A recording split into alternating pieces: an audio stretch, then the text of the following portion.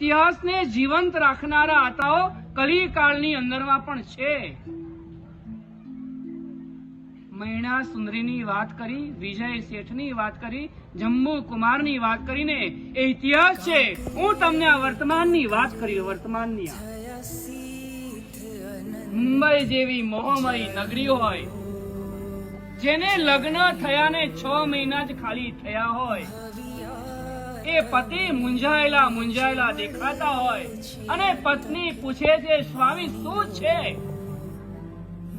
શું તકલીફ છે?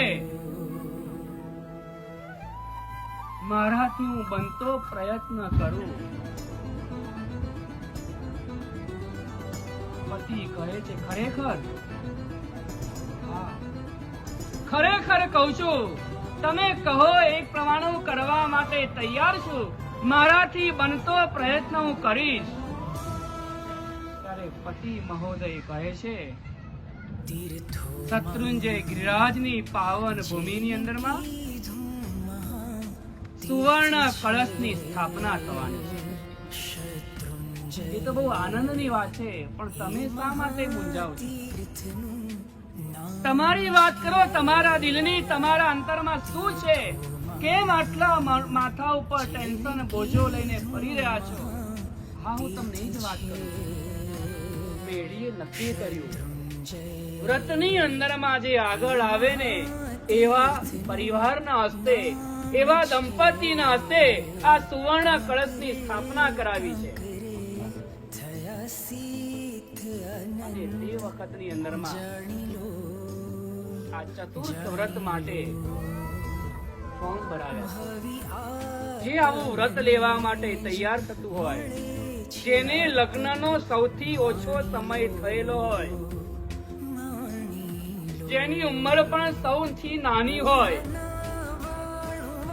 એવા વ્રતધારી આત્માના હાથે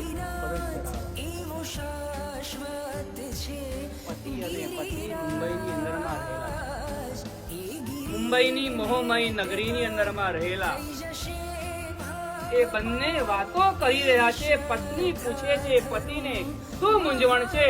શત્રુંજય ગિરિરાજ ઉપર સુવર્ણ કળશની પ્રતિષ્ઠા કરવાનો ભાવ છે.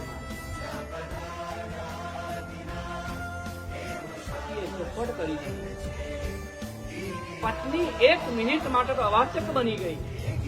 હજુ લગ્નના થોડાક દિવસો થયા હોય, થોડોક સમય થયો હોય, અને એ વખતની અંદરમાં પતિ મહોદય એમ કહે છે કે મારા મનોરથ છે.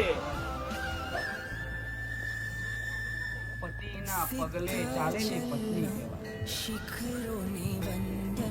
પતિના પગલે પગલું માંડવા માટે બીજી જ મિનિટે પત્ની કહે છે, તમને જો ભાવ છે ને, મારો પણ ભાવ છે. મારી પૂરેપૂરી સંમતિ છે.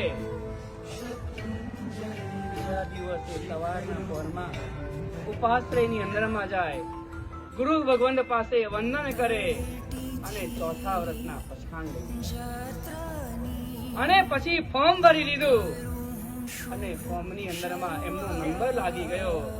રાયણ પગલાના દેહની ઉપરમાં સુવર્ણ કળશની સ્થાપના એ પિયુષભાઈ અને એમના ધર્મપત્ની સ્વાતિબેનના હાથે સુવર્ણ કળશની સ્થાપના. 7 શ્વાસો લઈ